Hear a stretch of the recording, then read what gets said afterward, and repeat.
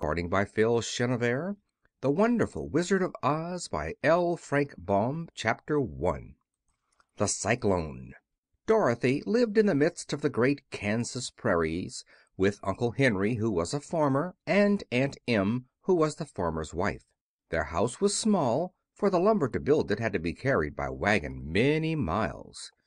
There were 4 walls, a floor, and a roof, which made one room, and this room contained a rusty-looking cook stove, a cupboard for the dishes, a table, 3 or 4 chairs, and the beds. Uncle Henry and Aunt Em had a big bed in one corner, and Dorothy a little bed in another corner.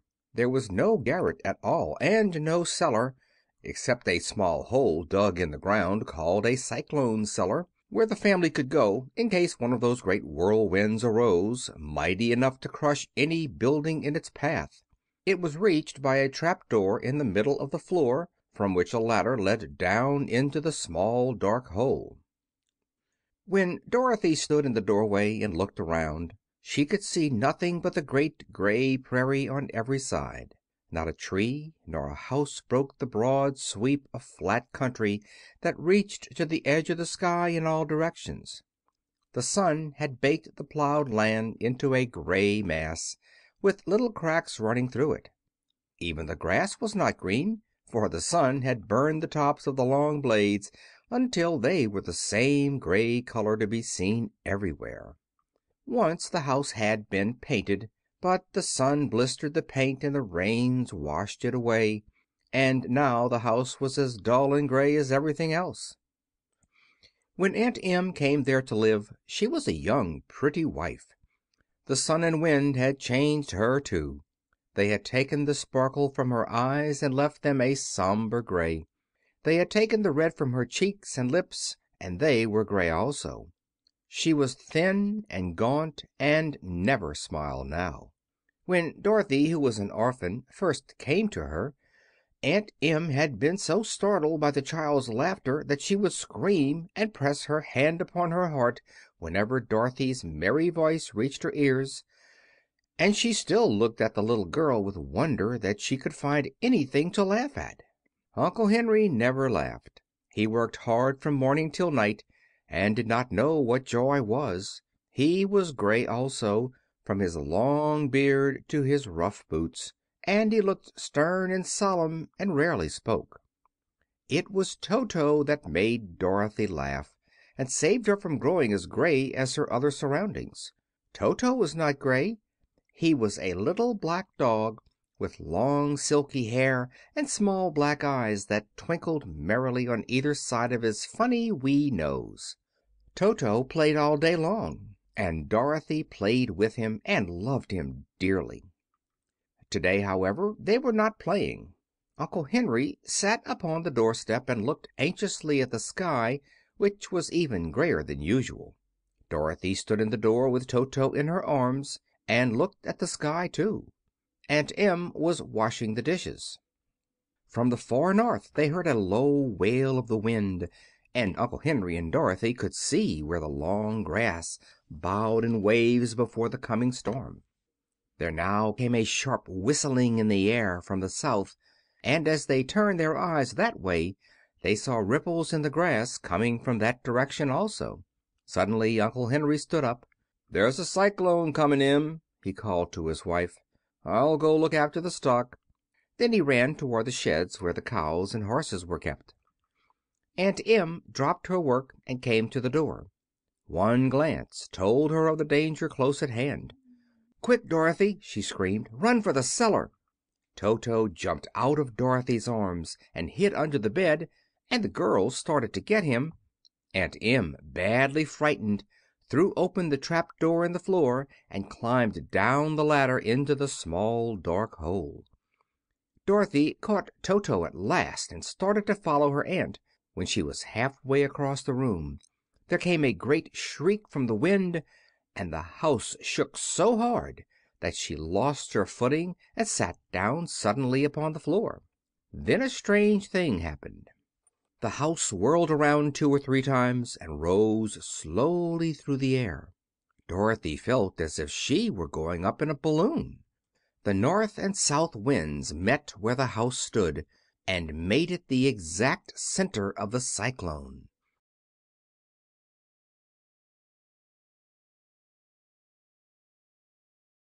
In the middle of a cyclone the air is generally still, but the great pressure of the wind on every side of the house raised it up higher and higher until it was at the very top of the cyclone, and there it remained and was carried miles and miles away as easily as you could carry a feather.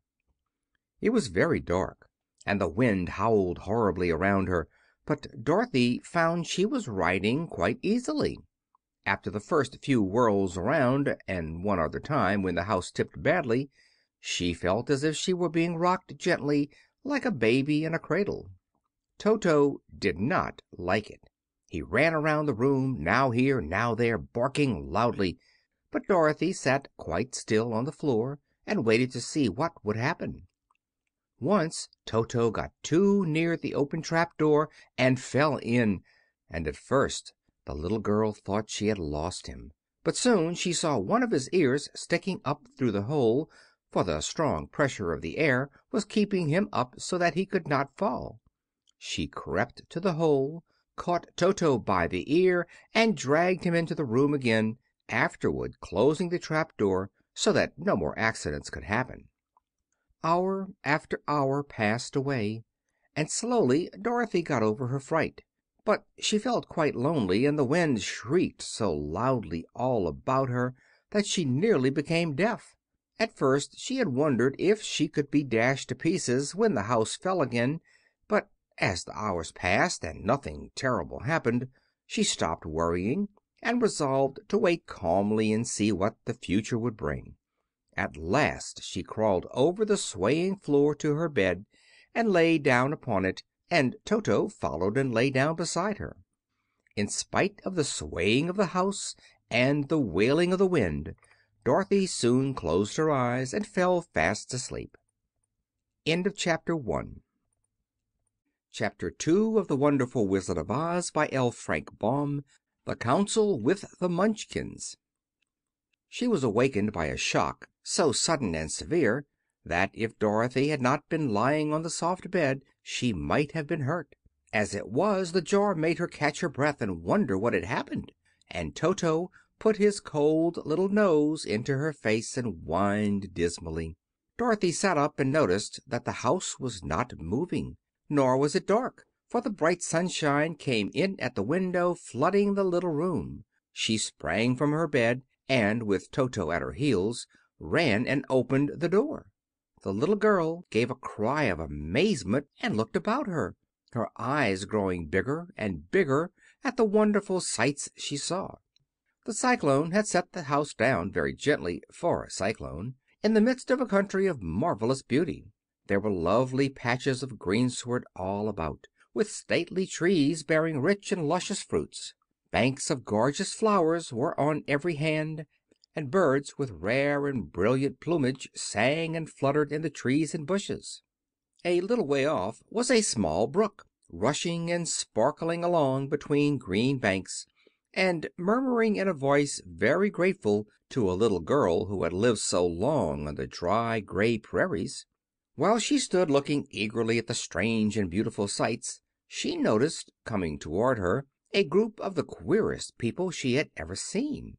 They were not as big as the grown folk she had always been used to, but neither were they very small.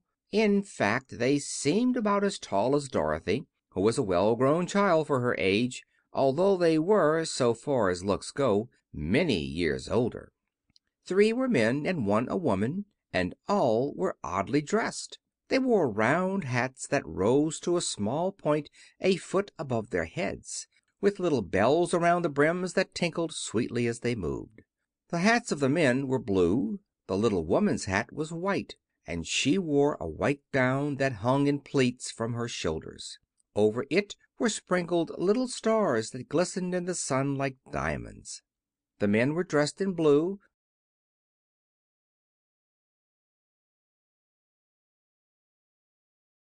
of the same shade as their hats, and wore well-polished boots with a deep roll of blue at the tops. The men, Dorothy thought, were about as old as Uncle Henry, for two of them had beards. But the little woman was doubtless much older. Her face was covered with wrinkles, her hair was nearly white, and she walked rather stiffly. When these people drew near the house where Dorothy was standing in the doorway, they paused and whispered among themselves, as if afraid to come farther.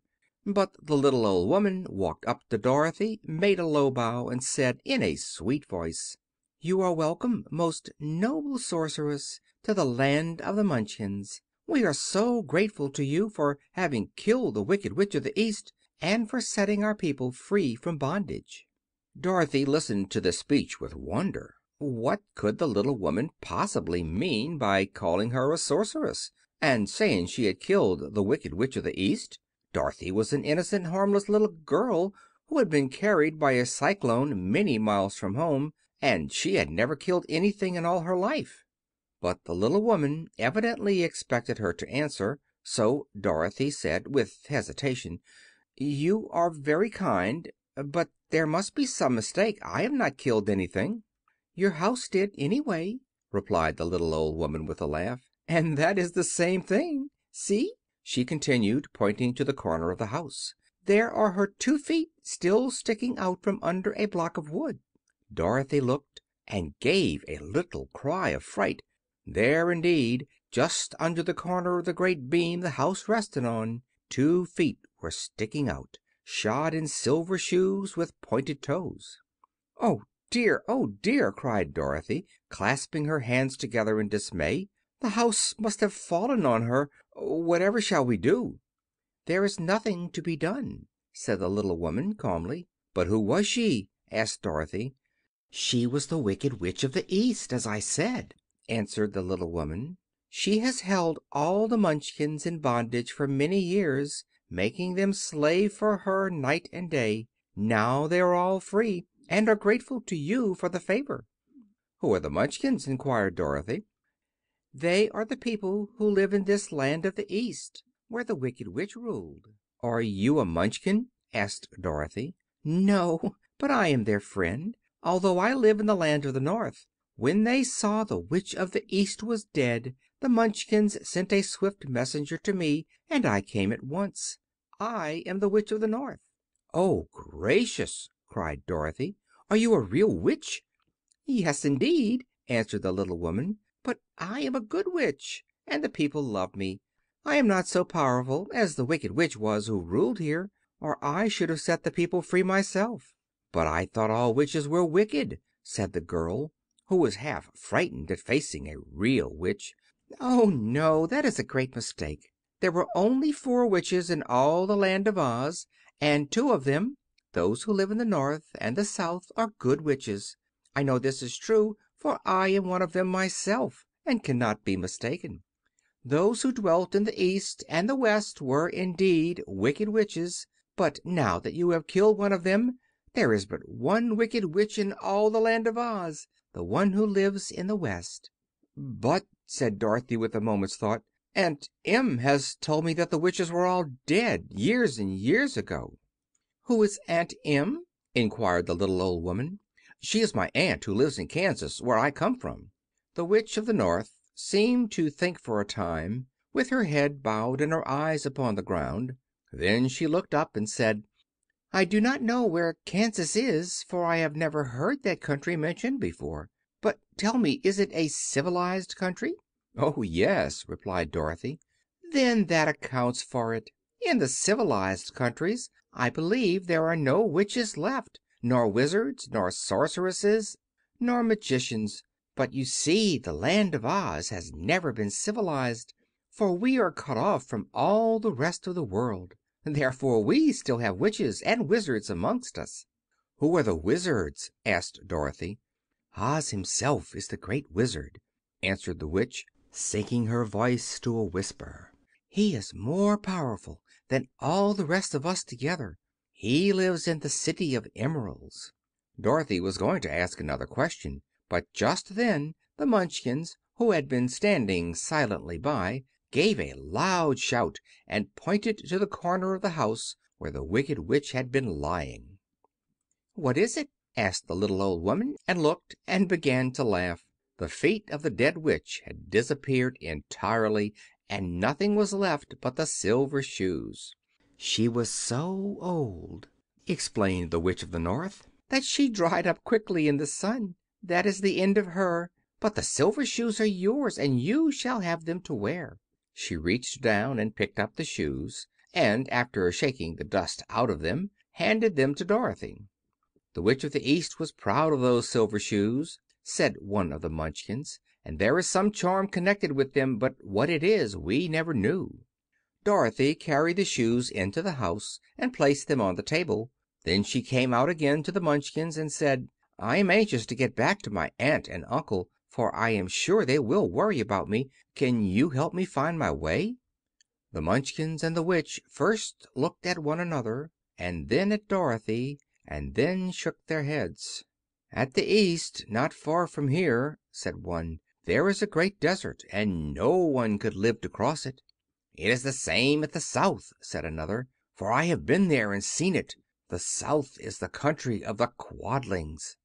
"I am told," said the third man, "that it is the same at the West, and that country where the Winkies live is ruled by the Wicked Witch of the West, who would make you her slave if you passed her way."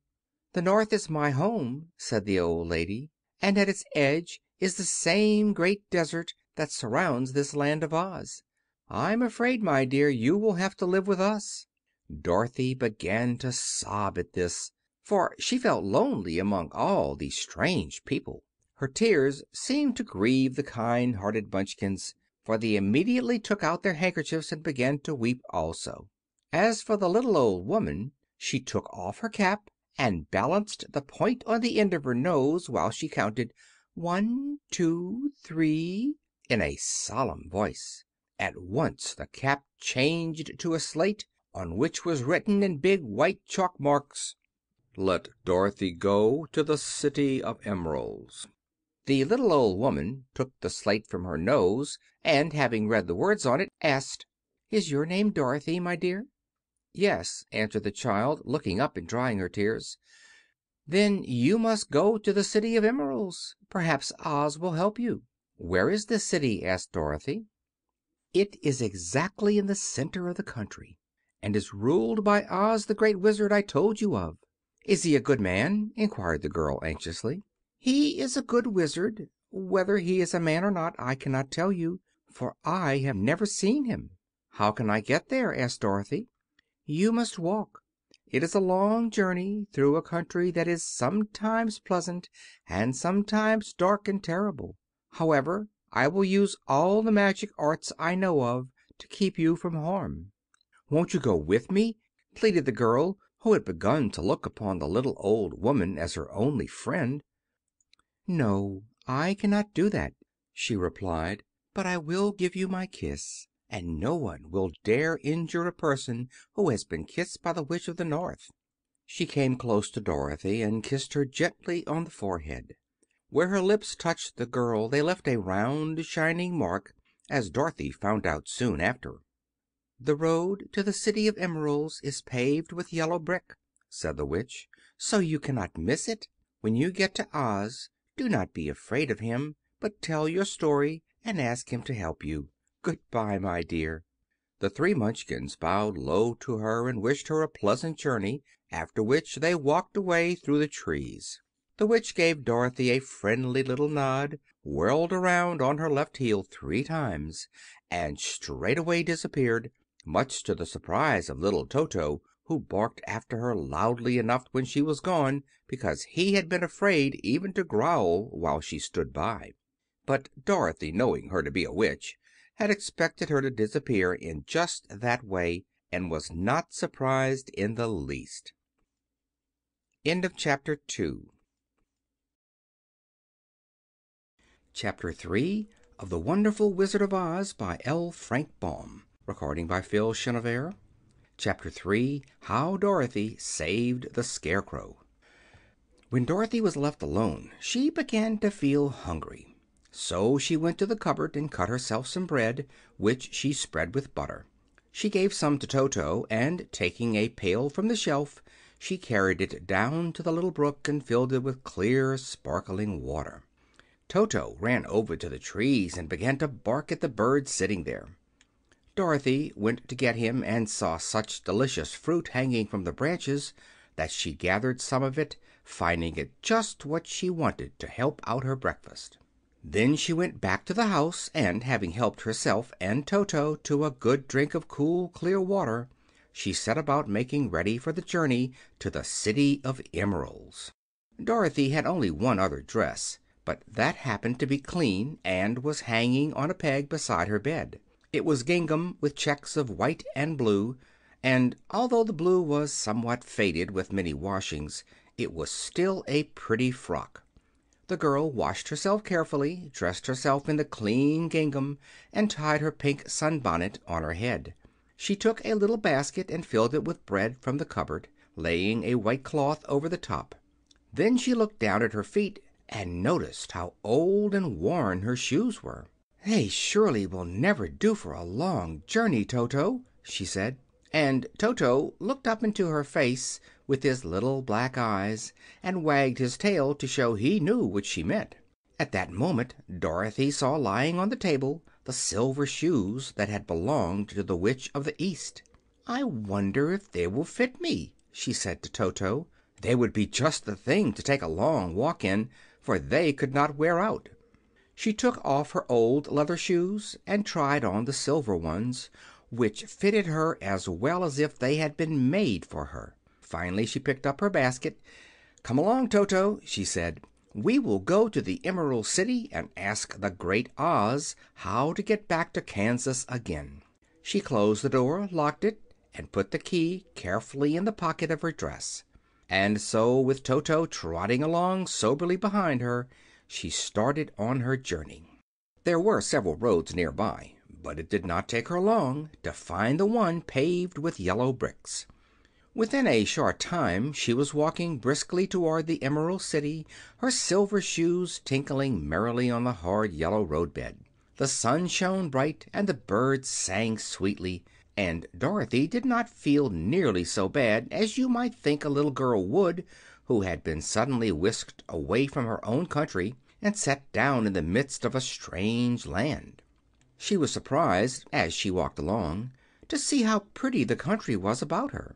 There were neat fences at the sides of the road, painted a dainty blue color, and beyond them were fields of grain and vegetables in abundance. Evidently the Munchkins were good farmers and able to raise large crops. Once in a while she would pass a house, and the people came out to look at her and bow low as she went by, for everyone knew she had been the means of destroying the Wicked Witch and setting them free from bondage. The houses of the Munchkins were odd-looking dwellings, for each was round, with a big dome for a roof. All were painted blue, for in this country of the East blue was the favorite color. Toward evening, when Dorothy was tired with her long walk and began to wonder where she might pass the night, she came to a house rather larger than the rest. On the green lawn before it many men and women were dancing. 5 little fiddlers played as loudly as possible, and the people were laughing and singing, while a big table nearby was loaded with delicious fruits and nuts, pies and cakes, and many other good things to eat. The people greeted Dorothy kindly and invited her to supper and to pass the night with them, for this was the home of one of the richest Munchkins in the land, and his friends were gathered with him to celebrate their freedom from the bondage of the Wicked Witch. Dorothy ate a hearty supper and was waited upon by the rich Munchkin himself, whose name was Boq. Then she sat upon a settee and watched the people dance. When Boq saw her silver shoes he said, "You must be a great sorceress." "Why?" asked the girl. "Because you wear silver shoes and have killed the Wicked Witch. Besides, you have white in your frock, and only witches and sorceresses wear white." "My dress is blue and white checked," said Dorothy, smoothing out the wrinkles in it. "It is kind of you to wear that," said Buck. "Blue is the color of the Munchkins, and white is the witch color, so we know you are a friendly witch." Dorothy did not know what to say to this, for all the people seemed to think her a witch, and she knew very well she was only an ordinary little girl who had come by the chance of a cyclone into a strange land. When she had tired watching the dancing, Boq led her into the house, where he gave her a room with a pretty bed in it. The sheets were made of blue cloth, and Dorothy slept soundly in them till morning, with Toto curled up on the blue rug beside her. She ate a hearty breakfast, and watched a wee Munchkin baby who played with Toto and pulled his tail and crowed and laughed in a way that greatly amused Dorothy. Toto was a fine curiosity to all the people, for they had never seen a dog before. "How far is it to the Emerald City?" the girl asked. "I do not know," answered Boq gravely, "for I have never been there. It is better for people to keep away from Oz, unless they have business with him. But it is a long way to the Emerald City, and it will take you many days. The country here is rich and pleasant, but you must pass through rough and dangerous places before you reach the end of your journey." This worried Dorothy a little, but she knew that only the Great Oz could help her get to Kansas again, so she bravely resolved not to turn back. She bade her friends good-bye and again started along the road of yellow brick. When she had gone several miles she thought she would stop to rest, and so climbed to the top of the fence beside the road and sat down. There was a great cornfield beyond the fence, and not far away she saw a scarecrow placed high on a pole to keep the birds from the ripe corn.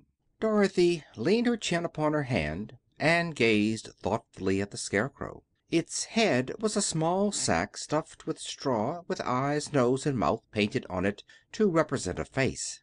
An old pointed blue hat, that had belonged to some Munchkin, was perched on his head, and the rest of the figure was a blue suit of clothes, worn and faded, which had also been stuffed with straw.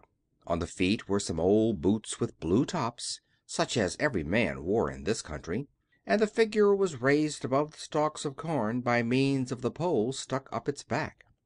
While Dorothy was looking earnestly into the queer painted face of the scarecrow, she was surprised to see one of the eyes slowly wink at her. She thought she must have been mistaken at first, for none of the scarecrows in Kansas ever wink, but presently the figure nodded its head to her in a friendly way. Then she climbed down from the fence and walked up to it, while Toto ran around the pole and barked. "Good day," said the scarecrow in a rather husky voice. "Did you speak?" asked the girl in wonder. "Certainly," answered the scarecrow. "How do you do?" "I'm pretty well, thank you," replied Dorothy politely. "How do you do?" "I'm not feeling well," said the scarecrow with a smile, "for it is very tedious being perched up here night and day to scare away crows." "Can't you get down?" asked Dorothy. "No, for this pole is stuck up my back. If you will please take away the pole I shall be greatly obliged to you." Dorothy reached up both arms and lifted the figure off the pole, for being stuffed with straw it was quite light. "Thank you very much," said the scarecrow, when he had been set down on the ground. "I feel like a new man." Dorothy was puzzled at this, for it sounded queer to hear a stuffed man speak and to see him bow and walk along beside her. "Who are you?" asked the scarecrow, when he had stretched himself and yawned, "and where are you going?" "My name is Dorothy," said the girl, "and I am going to the Emerald City to ask the Great Oz to send me back to Kansas." "Where is the Emerald City?" he inquired, "and who is Oz?" "Why, don't you know?" she returned in surprise. "No, indeed, I don't know anything. You see, I am stuffed, so I have no brains at all," he answered sadly. "Oh," said Dorothy, "I'm awfully sorry for you. Do you think," he asked, "if I go to the Emerald City with you, that Oz would give me some brains?" "I cannot tell," she returned, "but you may come with me if you like. If Oz will not give you any brains, you will be no worse off than you are now." "That is true," said the Scarecrow. "You see," he continued confidentially, I don't mind my legs and arms and body being stuffed because I cannot get hurt. If anyone treads on my toes or sticks a pin into me, it doesn't matter, for I can't feel it. But I do not want people to call me a fool. And if my head stays stuffed with straw, instead of with brains, as yours is, how am I ever to know anything?" "I understand how you feel," said the little girl, who was truly sorry for him. "If you will come with me, I'll ask Oz to do all he can for you." "Thank you," he answered gratefully. They walked back to the road. Dorothy helped him over the fence, and they started along the path of yellow brick for the Emerald City. Toto did not like this addition to the party at first. He smelled around the stuffed man as if he suspected there might be a nest of rats in the straw, and he often growled in an unfriendly way at the Scarecrow. "Don't mind Toto," said Dorothy to her new friend. "He never bites." "Oh, I'm not afraid," replied the Scarecrow. "He can't hurt the straw. Do let me carry that basket for you. I shall not mind it, for I can't get tired. I'll tell you a secret," he continued, as he walked along. "There is only one thing in the world I am afraid of." "What is that?" asked Dorothy. "The Munchkin farmer who made you?" "No," answered the Scarecrow. "It is a lighted match." End of Chapter 3. Chapter 4. The Road Through the Forest. After a few hours the road began to be rough, and the walking grew so difficult that the Scarecrow often stumbled over the yellow bricks, which were here very uneven. Sometimes, indeed, they were broken or missing altogether, leaving holes that Toto jumped across and Dorothy walked around. As for the Scarecrow, having no brains, he walked straight ahead, and so stepped into the holes and fell at full length on the hard bricks. It never hurt him, however, and Dorothy would pick him up and set him upon his feet again, while he joined her in laughing merrily at his own mishap. The farms were not nearly so well cared for here as they were farther back. There were fewer houses and fewer fruit trees, and the farther they went the more dismal and lonesome the country became. At noon they sat down by the roadside, near a little brook, and Dorothy opened her basket and got out some bread. She offered a piece to the Scarecrow, but he refused. "I am never hungry," he said, "and it is a lucky thing I am not, for my mouth is only painted, and if I should cut a hole in it so I could eat, the straw I am stuffed with would come out, and that would spoil the shape of my head." Dorothy saw at once that this was true, so she only nodded and went on eating her bread. "Tell me something about yourself and the country you came from," said the Scarecrow, when she had finished her dinner. So she told him all about Kansas, and how gray everything was there, and how the cyclone had carried her to this queer land of Oz. The Scarecrow listened carefully and said, "I cannot understand why you should wish to leave this beautiful country and go back to the dry, gray place you call Kansas." "That is because you have no brains," answered the girl. "No matter how dreary and gray our homes are, we people of flesh and blood would rather live there than in any other country, be it ever so beautiful. There is no place like home." The Scarecrow sighed. "Of course I cannot understand it," he said. "If your heads were stuffed with straw, like mine, you would probably all live in the beautiful places, and then Kansas would have no people at all. It is fortunate for Kansas that you have brains." "Won't you tell me a story while we are resting?" asked the child. The Scarecrow looked at her reproachfully and answered, "My life has been so short that I really know nothing whatever. I was only made day before yesterday. What happened in the world before that time is all unknown to me. Luckily, when the farmer made my head, one of the first things he did was to paint my ears, so that I heard what was going on. There was another Munchkin with him, and the first thing I heard was the farmer saying, 'How do you like those ears?' 'They aren't straight,' answered the other. 'Never mind,' said the farmer, 'they are ears just the same,' which was true enough. "Now I'll make the eyes," said the farmer. So he painted my right eye, and as soon as it was finished I found myself looking at him and everything around me with a great deal of curiosity, for this was my first glimpse of the world. "That's a rather pretty eye," remarked the Munchkin, who was watching the farmer. "Blue paint is just the color for eyes." "I think I'll make the other a little bigger," said the farmer, and when the second eye was done I could see much better than before. Then he made my nose and my mouth. But I did not speak, because at that time I didn't know what a mouth was for. I had the fun of watching them make my body and my arms and legs, and when they fastened on my head at last I felt very proud, for I thought I was just as good a man as anyone. "This fellow will scare the crows fast enough," said the farmer. "He looks just like a man." "Why, he is a man," said the other, and I quite agreed with him. The farmer carried me under his arm to the cornfield and set me up on a tall stick, where you found me. He and his friend soon after walked away and left me alone. I did not like to be deserted this way, so I tried to walk after them, but my feet would not touch the ground, and I was forced to stay on that pole. It was a lonely life to lead, for I had nothing to think of, having been made such a little while before. Many crows and other birds flew into the cornfield, but as soon as they saw me they flew away again, thinking I was a Munchkin, and this pleased me and made me feel that I was quite an important person.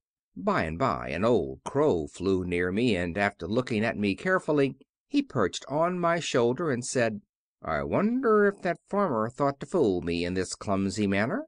Any crow of sense could see that you were only stuffed with straw." Then he hopped down at my feet and ate all the corn he wanted. The other birds, seeing he was not harmed by me, came to eat the corn too, so in a short time there was a great flock of them about me. I felt sad at this, for it showed I was not such a good scarecrow after all.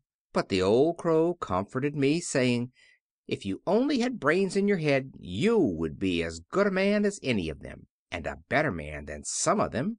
Brains are the only thing worth having in this world, no matter whether one is a crow or a man." After the crows had gone I thought this over, and decided I would try hard to get some brains. By good luck you came along and pulled me off the stake, and from what you say I am sure the Great Oz will give me brains as soon as we get to the Emerald City. "I hope so," said Dorothy earnestly, "since you seem anxious to have them." "Oh, yes, I am anxious," returned the Scarecrow. "It is such an uncomfortable feeling to know one is a fool." "Well," said the girl, "let us go," and she handed the basket to the Scarecrow. There were no fences at all by the roadside now, and the land was rough and untilled. Toward evening they came to a great forest, where the trees grew so big and close together that their branches met over the road of yellow brick. It was almost dark under the trees, for the branches shut out the daylight, but the travelers did not stop and went on into the forest. "If this road goes in, it must come out," said the Scarecrow, "and as the Emerald City is at the other end of the road, we must go wherever it leads us." "Anyone would know that," said Dorothy. "Certainly; that is why I know it," returned the Scarecrow. "If it required brains to figure it out, I never should have said it." After an hour or so the light faded away, and they found themselves stumbling along in the darkness. Dorothy could not see at all, but Toto could, for some dogs see very well in the dark, and the Scarecrow declared he could see as well as by day. So she took hold of his arm and managed to get along fairly well. "If you see any house or any place where we can pass the night," she said, "you must tell me, for it is very uncomfortable walking in the dark." Soon after the Scarecrow stopped. "I see a little cottage at the right of us," he said, "built of logs and branches. Shall we go there?" "Yes, indeed," answered the child. "I am all tired out." So the Scarecrow led her through the trees until they reached the cottage, and Dorothy entered and found a bed of dried leaves in one corner. She lay down at once, and with Toto beside her soon fell into a sound sleep. The Scarecrow, who was never tired, stood up in another corner and waited patiently until morning came. End of Chapter 4. Chapter 5 of The Wonderful Wizard of Oz by L. Frank Baum. Recording by Phil Chenevert. Chapter 5. The Rescue of the Tin Woodman. When Dorothy awoke the sun was shining through the trees, and Toto had long been out chasing birds around him and squirrels. She sat up and looked around her. Scarecrow still standing patiently in his corner, waiting for her. "We must go and search for water," she said to him. "Why do you want water?" he asked. "To wash my face clean after the dust of the road, and to drink, so the dry bread will not stick in my throat." "It must be inconvenient to be made of flesh," said the Scarecrow thoughtfully, "for you must sleep and eat and drink. However, you have brains, and it is worth a lot of bother to be able to think properly." They left the cottage and walked through the trees until they found a little spring of clear water, where Dorothy drank and bathed and ate her breakfast. She saw there was not much bread left in the basket, and the girl was thankful the Scarecrow did not have to eat anything, for there was scarcely enough for herself and Toto for the day. When she had finished her meal and was about to go back to the road of yellow brick, she was startled to hear a deep groan near by. "What was that?" she asked timidly. "I cannot imagine," replied the Scarecrow, "but we can go and see." Just then another groan reached their ears, and the sound seemed to come from behind them. They turned and walked through the forest a few steps, when Dorothy discovered something shining in a ray of sunshine that fell between the trees. She ran to the place and then stopped short with a little cry of surprise.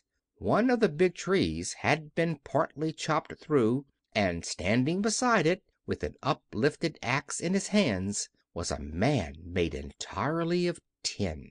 His head and arms and legs were jointed upon his body, but he stood perfectly motionless, as if he could not stir at all. Dorothy looked at him in amazement, and so did the Scarecrow, while Toto barked sharply and made a snap at the tin legs, which hurt his teeth. "Did you groan?" asked Dorothy. "Yes," answered the Tin Man, "I did. I've been groaning for more than a year, and no one has ever heard me before or come to help me." "What can I do for you?" she inquired softly, for she was moved by the sad voice in which the man spoke. "Get an oil can and oil my joints," he answered. "They are rusted so badly that I cannot move them at all. If I am well oiled I shall soon be all right again. You will find an oil can on a shelf in my cottage." Dorothy at once ran back to the cottage and found the oil can, and then she returned and asked anxiously, "Where are your joints?" "Oil my neck first," replied the Tin Woodman. So she oiled it, and as it was quite badly rusted, the Scarecrow took hold of the tin head and moved it gently from side to side until it worked freely, and then the man could turn it himself. "Now oil the joints in my arms," he said, and Dorothy oiled them, and the Scarecrow bent them carefully until they were quite free from rust and as good as new. The Tin Woodman gave a sigh of satisfaction and lowered his axe, which he leaned against the tree. "Ah, that is a great comfort," he said. "I have been holding that axe in the air ever since I rusted, and I'm glad to be able to put it down at last. Now, if you will oil the joints of my legs I shall be all right once more." So they oiled his legs until he could move them freely, and he thanked them again and again for his release, for he seemed a very polite creature and very grateful. "I might have stood there always if you had not come along," he said. "So you have certainly saved my life. How did you happen to be here?" "We are on our way to the Emerald City, to see the Great Oz," she answered, "and we stopped at your cottage to pass the night." "Why do you wish to see Oz?" he asked. "I want him to send me back to Kansas, and the Scarecrow wants him to put a few brains into his head," she replied. The Tin Woodman appeared to think deeply for a moment. Then he said, "Do you suppose Oz could give me a heart?" "Why, I guess so," Dorothy answered. "It would be as easy as to give the Scarecrow brains." "True," the Tin Woodman returned. "So if you will allow me to join your party, I will also go to the Emerald City and ask Oz to help me." "Come along," said the Scarecrow heartily, and Dorothy added that she would be pleased to have his company. So the Tin Woodman shouldered his axe, and they all passed through the forest until they came to the road that was paved with yellow brick. The Tin Woodman had asked Dorothy to put the oil can in her basket, for, he said, if I should get caught in the rain and rust again I would need the oil can badly. It was a bit of good luck to have their new comrade join the party, for soon after they had begun their journey again they came to a place where the trees and branches grew so thick over the road that the travelers could not pass. But the Tin Woodman set to work with his axe and chopped so well that soon he cleared a passage for the entire party. Dorothy was thinking so earnestly as they walked along that she did not notice when the Scarecrow stumbled into a hole and rolled over to the side of the road. Indeed, he was obliged to call her to help him up again. "Why didn't you walk around the hole?" asked the Tin Woodman. "I don't know enough," replied the Scarecrow cheerfully. "My head is stuffed with straw, you know, and that is why I am going to Oz to ask him for some brains."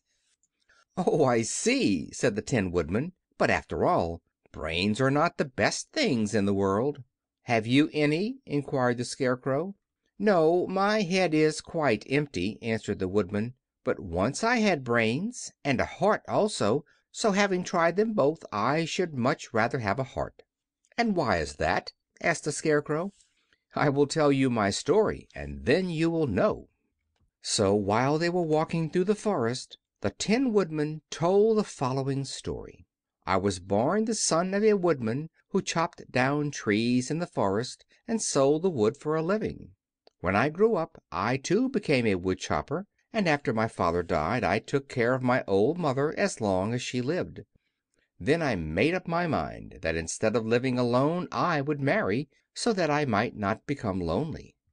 There was one of the Munchkin girls who was so beautiful that I soon grew to love her with all my heart. She, on her part, promised to marry me as soon as I could earn enough money to build a better house for her. So I set to work harder than ever. But the girl lived with an old woman who did not want her to marry anyone, for she was so lazy she wished the girl to remain with her and do the cooking and the housework. So the old woman went to the Wicked Witch of the East and promised her 2 sheep and a cow if she would prevent the marriage. Thereupon the Wicked Witch enchanted my axe, and when I was chopping away at my best one day, for I was anxious to get the new house and my wife as soon as possible, the axe slipped all at once and cut off my left leg. This at first seemed a great misfortune, for I knew a one-legged man could not do very well as a wood chopper. So I went to a tinsmith and had him make me a new leg out of tin. The leg worked very well once I was used to it. But my action angered the Wicked Witch of the East, for she had promised the old woman I should not marry the pretty Munchkin girl. When I began chopping again, my axe slipped and cut off my right leg. Again I went to the tinsmith, and again he made me a leg out of tin. After this the enchanted axe cut off my arms one after the other, but nothing daunted, I had them replaced with tin ones. The Wicked Witch then made the axe slip and cut off my head, and at first I thought that was the end of me, but the tinsmith happened to come along, and he made me a new head out of tin. I thought I had beaten the Wicked Witch then, and I worked harder than ever, but I little knew how cruel my enemy could be. She thought of a new way to kill my love for the beautiful Munchkin maiden, and made my axe slip again, so that it cut right through my body, splitting me into 2 halves. Once more the tinsmith came to my help, and made me a body of tin, fastening my tin arms and legs and head to it by means of joints, so that I could move around as well as ever. But, alas! I had now no heart, so that I lost all my love for the Munchkin girl, and did not care whether I married her or not. I suppose she is still living with the old woman, waiting for me to come after her. My body shone so brightly in the sun that I felt very proud of it, and it did not matter now if my axe slipped, for it could not cut me. There was only one danger, that my joints would rust, but I kept an oil can in my cottage and took care to oil myself whenever I needed it. However, there came a day when I forgot to do this, and being caught in a rainstorm, before I thought of the danger my joints had rusted, and I was left to stand in the woods until you came to help me. It was a terrible thing to undergo, but during the year I stood there I had time to think that the greatest loss I had known was the loss of my heart. While I was in love I was the happiest man on earth, but no one can love who has not a heart, and so I am resolved to ask Oz to give me one. If he does, I will go back to the Munchkin maiden and marry her." Both Dorothy and the Scarecrow had been greatly interested in the story of the Tin Woodman, and now they knew why he was so anxious to get a new heart. "All the same," said the Scarecrow, "I shall ask for brains instead of a heart, for a fool would not know what to do with a heart if he had one." "I shall take the heart," returned the Tin Woodman, "for brains do not make one happy, and happiness is the best thing in the world." Dorothy did not say anything, for she was puzzled to know which of her two friends was right, and she decided if she could only get back to Kansas and Aunt Em, it did not matter so much whether the Woodman had no brains and the Scarecrow no heart, or each got what he wanted. What worried her most was that the bread was nearly gone, and another meal for herself and Toto would empty the basket. To be sure, neither the Woodman nor the Scarecrow ever ate anything, but she was not made of tin or straw, and could not live unless she was fed. Chapter 6 of The Wonderful Wizard of Oz by L. Frank Baum. The Cowardly Lion. All this time Dorothy and her companions had been walking through the thick woods. The road was paved with yellow brick, but these were much covered by dried branches and dead leaves from trees, and the walking was not at all good. There were few birds in this part of the forest, for birds love the open country where there is plenty of sunshine. But now and then there came a deep growl from some wild animal hidden among the trees. These sounds made the little girl's heart beat fast, for she did not know what made them. But Toto knew, and he walked close to Dorothy's side and did not even bark in return. "How long will it be," the child asked of the Tin Woodman, "before we are out of the forest?" "I cannot tell," was the answer, "for I have never been to the Emerald City. But my father went there once when I was a boy, and he said it was a long journey through a dangerous country, although nearer to the city where Oz dwells. The country is beautiful. But I am not afraid, so long as I have my oil can, and nothing can hurt the Scarecrow, while you bear upon your forehead the mark of the Good Witch's kiss, and that will protect you from harm." "But Toto," said the girl anxiously, "what will protect him?" "We must protect him ourselves if he is in danger," replied the Tin Woodman. Just as he spoke there came from the forest a terrible roar, and the next moment a great lion bounded into the road. With one blow of his paw he sent the Scarecrow spinning over and over to the edge of the road, and then he struck at the Tin Woodman with his sharp claws. But to the lion's surprise he could make no impression on the tin, although the Woodman fell over in the road and lay still. Little Toto, now that he had an enemy to face, ran barking toward the lion, and the great beast had opened his mouth to bite the dog, when Dorothy, fearing Toto would be killed, and heedless of danger, rushed forward and slapped the lion upon his nose as hard as she could, while she cried out, "Don't you dare bite Toto! You ought to be ashamed of yourself, a big beast like you to bite a poor little dog?" "I didn't bite him," said the Lion, as he rubbed his nose with his paw where Dorothy had hit it. "No, but you tried to," she retorted. "You are nothing but a big coward." "I know it," said the Lion, hanging his head in shame. "I've always known it. But how can I help it?" "I don't know, I'm sure. To think of you striking a stuffed man like the poor Scarecrow!" "Is he stuffed?" asked the Lion in surprise, as he watched her pick up the Scarecrow and set him upon his feet, while she patted him into shape again.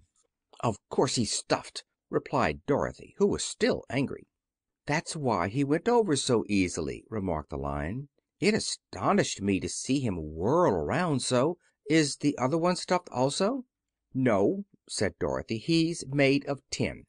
And she helped the Woodman up again. "That's why he nearly blunted my claws," said the Lion. "When they scratched against the tin it made a cold shiver run down my back. What is that little animal you are so tender of?"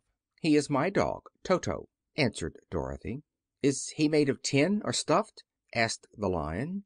"Neither. He's a meat dog," said the girl.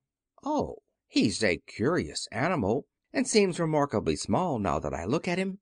No one would think of biting such a little thing, except a coward like me," continued the Lion sadly. "What makes you a coward?" asked Dorothy, looking at the great beast in wonder, for he was as big as a small horse. "It's a mystery," replied the Lion. "I suppose I was born that way. All the other animals in the forest naturally expect me to be brave, for the Lion is everywhere thought to be the king of beasts. I learned that if I roared very loudly every living thing was frightened and got out of my way. Whenever I've met a man I've been awfully scared, but I just roared at him and he has always run away as fast as he could go. If the elephants and the tigers and the bears have ever tried to fight me I should have run myself, I'm such a coward. But just as soon as they hear me roar they all try to get away from me, and of course I let them go." "But that isn't right. The king of beasts shouldn't be a coward," said the Scarecrow. "I know it," returned the Lion, wiping a tear from his eye with the tip of his tail. "It is my great sorrow, and makes my life very unhappy. But whenever there is danger my heart begins to beat fast." "Perhaps you have a heart disease," said the Tin Woodman. "It may be," said the Lion. "If you have," continued the Tin Woodman, "you ought to be glad, for it proves you have a heart. For my part, I have no heart, so I cannot have heart disease." "Perhaps," said the Lion thoughtfully, "if I had no heart I should not be a coward." "Have you brains?" asked the Scarecrow. "I suppose so. I've never looked to see," replied the Lion. "I am going to the Great Oz to ask him to give me some," remarked the Scarecrow, "for my head is stuffed with straw." "And I am going to ask him to give me a heart," said the Woodman. "And I am going to ask him to send Toto and me back to Kansas," added Dorothy. "Do you think Oz could give me courage?" asked the Cowardly Lion. "Just as easily as he could give me brains," said the Scarecrow. "Or give me a heart," said the Tin Woodman. "Or send me back to Kansas," said Dorothy. "Then if you don't mind I'll go with you," said the Lion, "for my life is simply unbearable without a bit of courage." "You will be very welcome," answered Dorothy, "for you will help to keep away the other wild beasts. It seems to me they must be more cowardly than you if they allow you to scare them so easily." "They really are," said the Lion, "but that doesn't make me any braver, and as long as I know myself to be a coward I shall be unhappy." So once more the little company set off upon the journey, the Lion walking with stately strides at Dorothy's side. Toto did not approve this new comrade at first, for he could not forget how nearly he had been crushed between the Lion's great jaws. But after a time he became more at ease, and presently Toto and the Cowardly Lion had grown to be good friends. During the rest of that day there was no other adventure to mar the peace of their journey. Once, indeed, the Tin Woodman stepped upon a beetle that was crawling along the road, and killed the poor little thing. This made the Tin Woodman very unhappy, for he was always careful not to hurt any living creature, and as he walked along he wept several tears of sorrow and regret. These tears ran slowly down his face and over the hinges of his jaw, and there they rusted. When Dorothy presented him a question, the Tin Woodman could not open his mouth, for his jaws were tightly rusted together. He became greatly frightened at this, and made many motions to Dorothy to relieve him, but she could not understand. The Lion was also puzzled to know what was wrong, but the Scarecrow seized the oil can from Dorothy's basket and oiled the Woodman's jaws, so that after a few moments he could talk as well as before. "This will serve me a lesson," said he, "to look where I step, for if I should kill another bug or beetle I should surely cry again, and crying rusts my jaws so that I cannot speak." Thereafter he walked very carefully, with his eyes on the road, and when he saw a tiny ant toiling by he would step over it so as not to harm it. The Tin Woodman knew very well he had no heart, and therefore he took great care never to be cruel or unkind to anything. "You people with hearts," he said, "have something to guide you, and need never do wrong. But I have no heart, and so I must be very careful. When Oz gives me a heart, of course I needn't mind so much."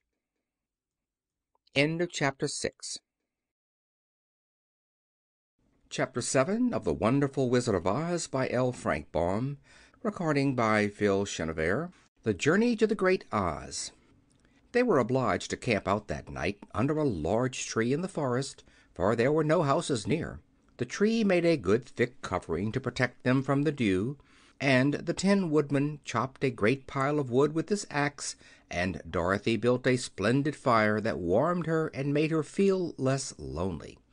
She and Toto ate the last of their bread, and now she did not know what they would do for breakfast.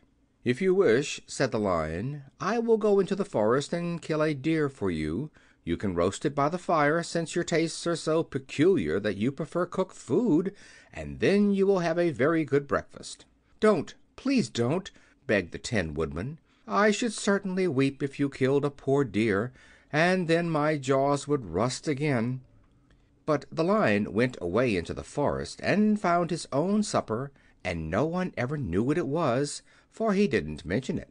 And the Scarecrow found a tree full of nuts and filled Dorothy's basket with them, so that she would not be hungry for a long time. She thought this was very kind and thoughtful of the Scarecrow, but she laughed heartily at the awkward way in which the poor creature picked up the nuts. His padded hands were so clumsy and the nuts were so small that he dropped almost as many as he put in the basket. But the Scarecrow did not mind how long it took him to fill the basket, for it enabled him to keep away from the fire, as he feared a spark might get into his straw and burn him up. So he kept a good distance away from the flames, and only came near to cover Dorothy with dry leaves when she lay down to sleep. These kept her very snug and warm, and she slept soundly until morning. When it was daylight the girl bathed her face in a little rippling brook, and soon after they all started toward the Emerald City. This was to be an eventful day for the travelers. They had hardly been walking an hour when they saw before them a great ditch that crossed the road and divided the forest as far as they could see on either side. It was a very wide ditch, and when they crept up to the edge and looked into it, they could see it was also very deep, and there were many big jagged rocks at the bottom. The sides were so steep that none of them could climb down, and for a moment it seemed that their journey must end. "What shall we do?" asked Dorothy despairingly. "I haven't the faintest idea," said the Tin Woodman, and the Lion shook his shaggy mane and looked thoughtful. But the Scarecrow said, "We cannot fly, that is certain. Neither can we climb down into this great ditch. Therefore, if we cannot jump over it, we must stop where we are." "I think I could jump over it," said the Cowardly Lion, after measuring the distance carefully in his mind. "Then we are all right," answered the Scarecrow, "for you can carry us all over on your back, one at a time." "Well, I'll try it," said the Lion. "Who will go first?"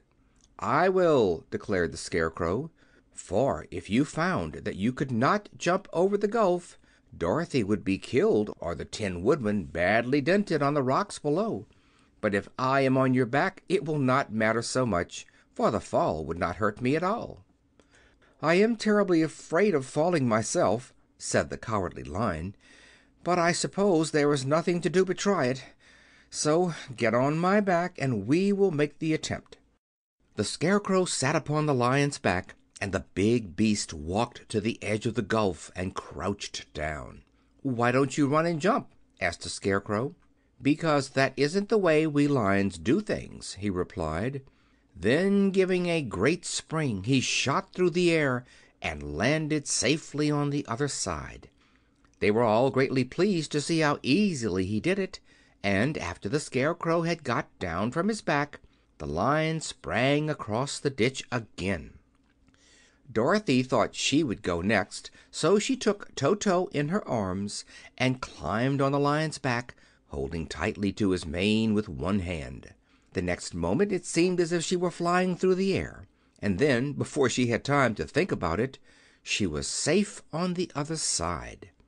The Lion went back a third time and got the Tin Woodman, and then they all sat down for a few moments to give the beast a chance to rest, for his great leaps had made his breath short, and he panted like a big dog that has been running too long.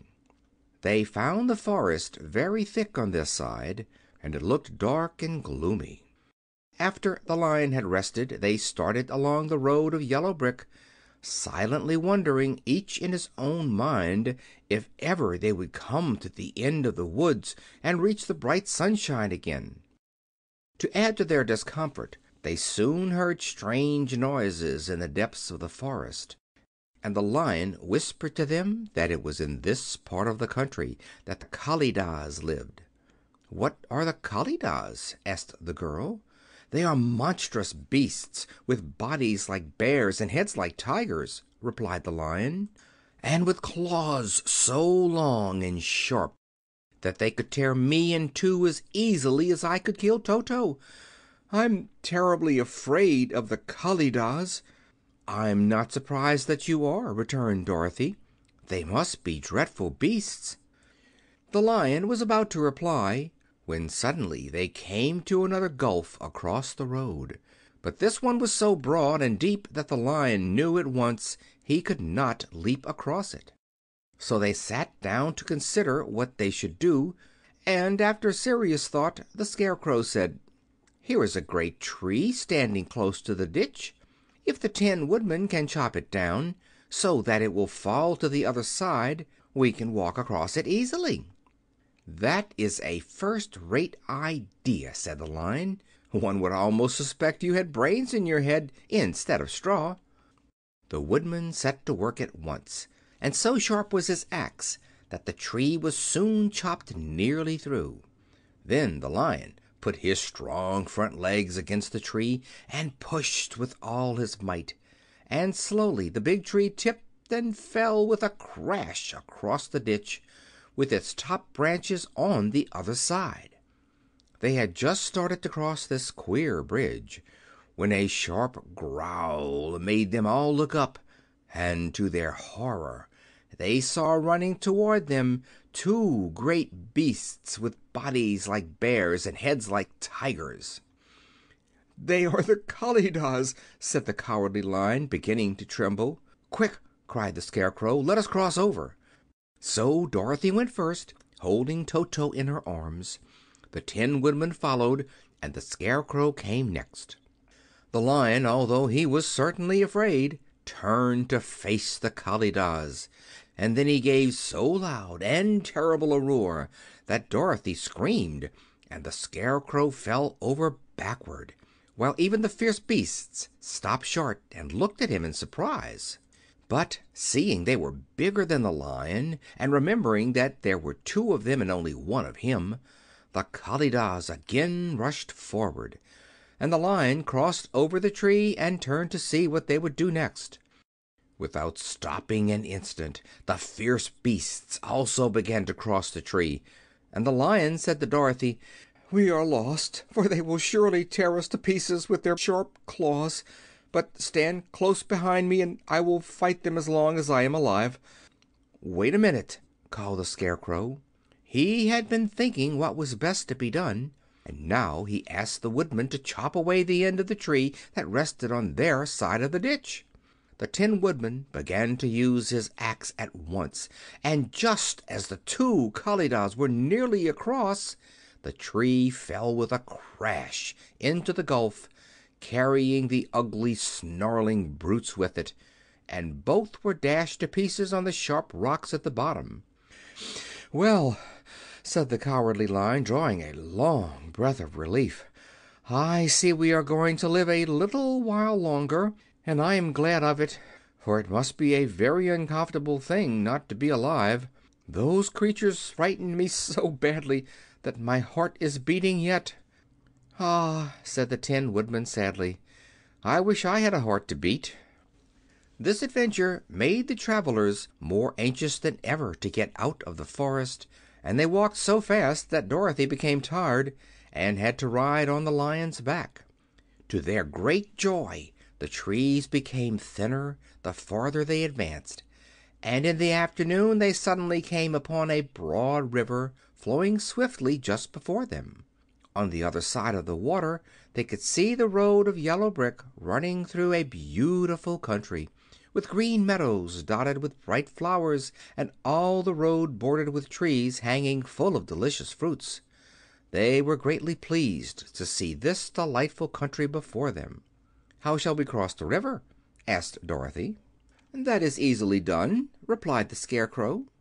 "The Tin Woodman must build us a raft so we can float to the other side." So the Woodman took his axe and began to chop down small trees to make a raft, and while he was busy at this the Scarecrow found on the river bank a tree full of fine fruit. This pleased Dorothy, who had eaten nothing but nuts all day, and she made a hearty meal of the ripe fruit. But it takes time to make a raft, even when one is as industrious and untiring as the Tin Woodman, and when night came the work was not done. So they found a cozy place under the trees, where they slept well until the morning, and Dorothy dreamed of the Emerald City and of the Good Wizard of Oz, who would soon send her back to her own home again. End of Chapter 7. Chapter 8 of The Wonderful Wizard of Oz by L. Frank Baum. The Deadly Poppy Field. Our little party of travelers awakened the next morning refreshed and full of hope, and Dorothy breakfasted like a princess off peaches and plums from the trees beside the river. Behind them was the dark forest they had passed safely through, although they had suffered many discouragements. But before them was a lovely sunny country that seemed to beckon them on to the Emerald City.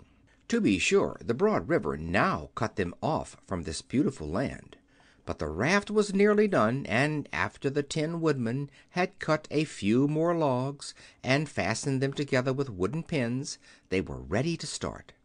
Dorothy sat down in the middle of the raft and held Toto in her arms. When the Cowardly Lion stepped upon the raft it tipped badly, for he was big and heavy, but the Scarecrow and the Tin Woodman stood upon the other end to steady it, and they had long poles in their hands to push the raft through the water. They got along quite well at first, but when they reached the middle of the river the swift current swept the raft downstream farther and farther away from the road of yellow brick, and the water grew so deep that the long poles would not touch the bottom. "This is bad," said the Tin Woodman, "for if we cannot get to the land we shall be carried into the country of the Wicked Witch of the West, and she will enchant us and make us her slaves." "And then I should get no brains," said the Scarecrow. "And I should get no courage," said the Cowardly Lion. "And I should get no heart," said the Tin Woodman. "And I should never get back to Kansas," said Dorothy. "We must certainly get to the Emerald City if we can," the Scarecrow continued, and he pushed so hard on his long pole that it stuck fast in the mud at the bottom of the river. Then, before he could pull it out again or let go, the raft was swept away, and the poor Scarecrow left clinging to the pole in the middle of the river. "Good-bye," he called after them, and they were very sorry to leave him. Indeed, the Tin Woodman began to cry, but fortunately remembered that he might rust, and so dried his tears on Dorothy's apron. Of course, this was a bad thing for the Scarecrow. "I am now worse off than when I first met Dorothy," he thought. "Then I was stuck on a pole in a cornfield, where I could make believe scare the crows at any rate. But surely there is no use for a Scarecrow stuck on a pole in the middle of a river. I am afraid I shall never have any brains after all." Down the stream the raft floated, and the poor Scarecrow was left far behind. Then the Lion said, "Something must be done to save us. I think I can swim to the shore and pull the raft after me, if you will only hold fast to the tip of my tail." So he sprang into the water, and the Tin Woodman caught fast hold of his tail. Then the Lion began to swim with all his might toward the shore. It was hard work, although he was so big, but by and by they were drawn out of the current, and then Dorothy took the Tin Woodman's long pole and helped push the raft to the land. They were all tired out when they reached the shore at last, and stepped off upon the pretty green grass, and they also knew that the stream had carried them a long way past the road of yellow brick that led to the Emerald City.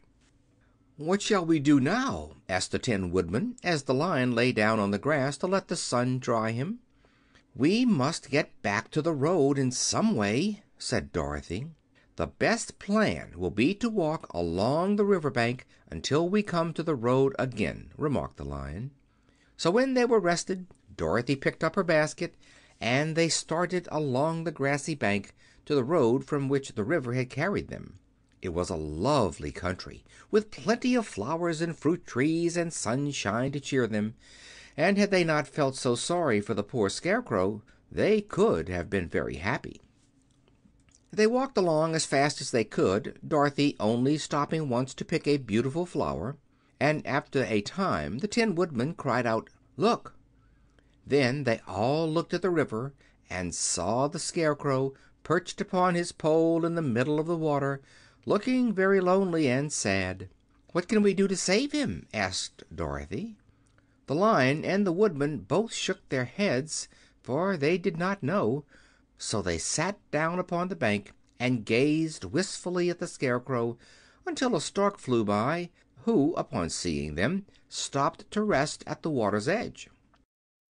"Who are you, and where are you going?" asked the Stork.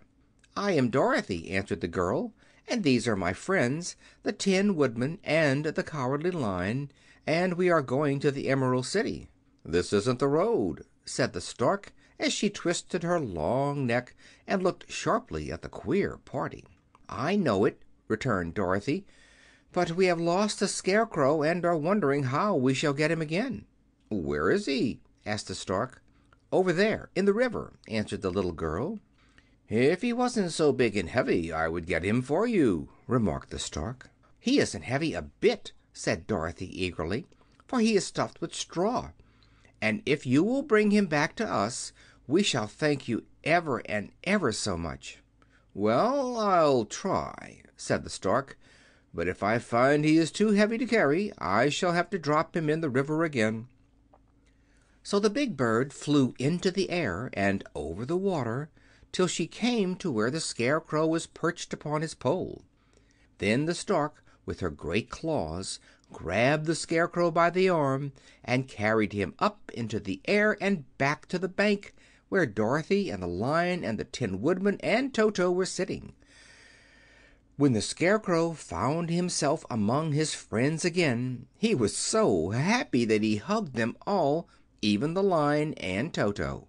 And as they walked along he sang "To-de-ri-o-do" at every step, he felt so gay. "I was afraid I should have to stay in that river forever," he said, "but the kind stork saved me, and if I ever get any brains I shall find the stork again and do her some kindness in return." "That's all right," said the stork, who was flying along beside them. "I always like to help anyone in trouble. But I must go now, for my babies are waiting in the nest for me.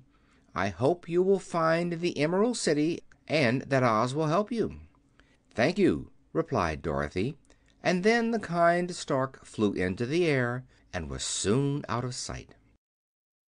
They walked along, listening to the singing of the brightly colored birds, and looking at the lovely flowers, which now became so thick that the ground was carpeted with them. There were big yellow and white and blue and purple blossoms, beside great clusters of scarlet poppies, which were so brilliant in color they almost dazzled Dorothy's eyes. "Aren't they beautiful?" the girl asked, as she breathed in the spicy scent of the bright flowers. "I suppose so," answered the Scarecrow. "When I have brains I shall probably like them better." "If I only had a heart I should love them," added the Tin Woodman. "I always did like flowers," said the Lion. "They seem so helpless and frail, but there are none in the forest so bright as these." They now came upon more and more of the big scarlet poppies, and fewer of the other flowers, and soon they found themselves in the midst of a great meadow of poppies. Now, it is well known that when there are many of these flowers together, their odor is so powerful that anyone who breathes it falls asleep, and if the sleeper is not carried away from the scent of the flowers, he sleeps on and on forever. But Dorothy did not know this, nor could she get away from the bright red flowers that were everywhere about. So presently her eyes grew heavy, and she felt she must sit down to rest and to sleep. But the Tin Woodman would not let her do this. "We must hurry and get back to the road of yellow brick before dark," he said, and the Scarecrow agreed with him. So they kept walking until Dorothy could stand no longer. Her eyes closed in spite of herself, and she forgot where she was and fell among the poppies fast asleep. "What shall we do?" asked the Tin Woodman. "If we leave her here she will die," said the Lion. "The smell of the flowers is killing us all. I myself can scarcely keep my eyes open, and the dog is asleep already." It was true. Toto had fallen down beside his little mistress, but the Scarecrow and the Tin Woodman, not being made of flesh, were not troubled by the scent of the flowers. "Run fast," said the Scarecrow to the Lion, "and get out of this deadly flower bed as soon as you can. We will bring the little girl with us, but if you should fall asleep you are too big to be carried." So the Lion roused himself and bounded forward as fast as he could go. In a moment he was out of sight. "Let us make a chair with our hands and carry her," said the Scarecrow. So they picked up Toto and put the dog in Dorothy's lap, and then they made a chair with their hands for the seat and their arms for the arms, and carried the sleeping girl between them through the flowers. On and on they walked, and it seemed that the great carpet of deadly flowers that surrounded them would never end. They followed the bend of the river, and at last came upon their friend the Lion, lying fast asleep among the poppies. The flowers had been too strong for the huge beast, and he had given up at last, and fallen only a short distance from the end of the poppy bed, where the sweet grass spread in beautiful green fields before them. "We can do nothing for him," said the Tin Woodman sadly, "for he is much too heavy to lift. We must leave him here to sleep on forever, and perhaps he will dream that he has found courage at last." "I'm sorry," said the Scarecrow. "The Lion was a very good comrade for one so cowardly. But let us go on." They carried the sleeping girl to a pretty spot beside the river, far enough from the poppy field to prevent her breathing any more of the poison of the flowers, and here they laid her gently on the soft grass and waited for the fresh breeze to waken her. End of chapter 8.